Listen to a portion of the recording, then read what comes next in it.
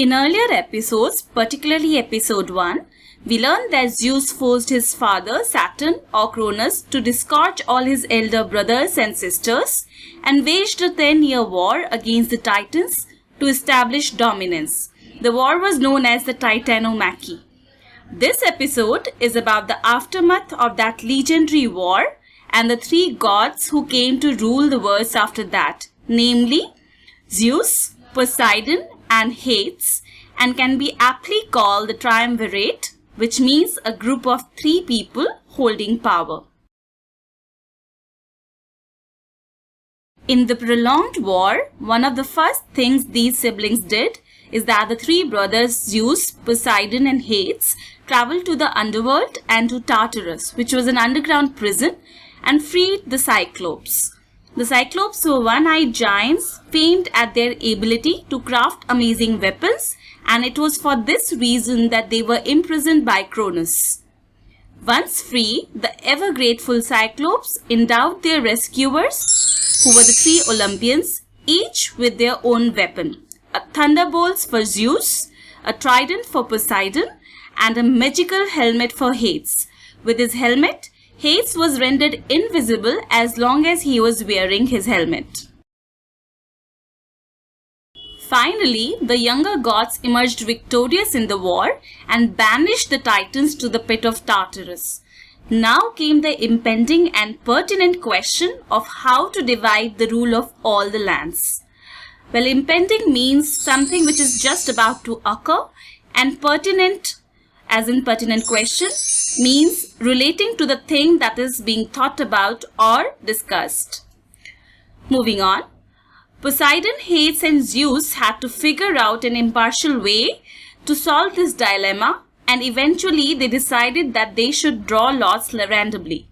After drawing lots, Poseidon won the oceans, Zeus the sky and the heaven, and Hades won dominion over the entire underworld, also known as Erebus.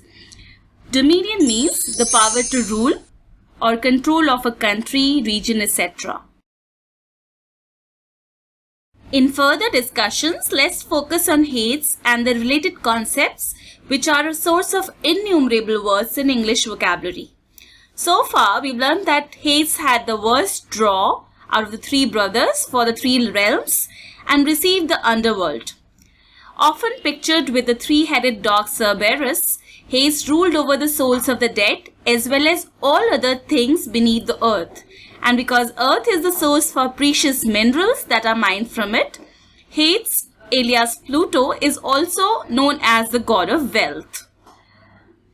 Well, the word realm means a kingdom or an area of activity, interest or knowledge. And Pluto, apart from being the name of a planet, is the source for yet another word called plutocracy, which means a government by the wealthy. Moving on. His character in mythology has dark shades. He is a greedy god who is greatly concerned with increasing his subjects and is extremely reluctant to let any of them leave. He married Persephone, a goddess whom he abducted against her will. Hades is unrelenting, unpitying and terrible. The Furies, winged demons, believed to be punishing agents, are welcome guests in Hades. The word abducted means to take someone away by force or kidnap. And unrelenting means not softening or yielding in determination.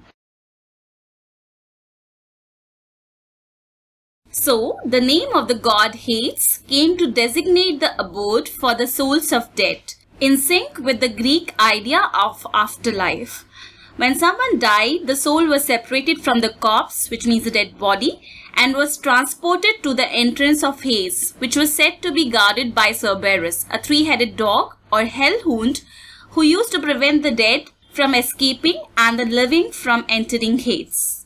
Hades itself is synonymous with hell and is believed to be a gloomy and dark place, though in original accounts there were several fields in Hades, including Elysian Islands, the fields of punishment, and the pit of Tartarus, the underground dungeon where the souls, judged according to their earthly deeds, could be sent.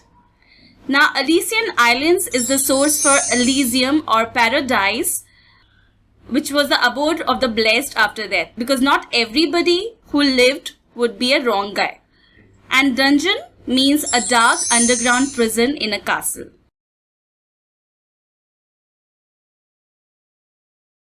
And even the rivers of the underworld have been a source for many awards. There were 5 rivers said to flow through Hades, of which the better known were Styx and Lethe. While the souls of the dead were transported by the ferryman through Acheron or sometimes Styx, a river whose waters were believed to be poisonous.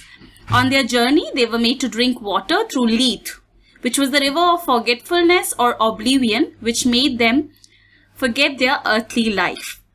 Now, Styx, the river, has been the source for the word Stygian, which means extremely dark, gloomy, or forbidding. For example, he was lost in the Stygian reaches of the dark forest. And words like lethargy or lethal are based on the river Lethe. Well, lethargy means abnormal drowsiness or lack of energy or interest in doing things. For example, in peak winters, people feel very lethargic and want to sleep in cozy blankets all day long. And the word lethal means causing or able to be caused death. Typical phrase in which the word is used is lethal weapons. The last word is oblivion, which means a state of being unconscious or unaware. Now, though there are several other mythological creatures like Hydra, Harpy, Fury, Centaurs, who are related to Hades, as well as interesting stories of punishments imposed on the inmates of Hades, but we will reserve them for the upcoming episodes.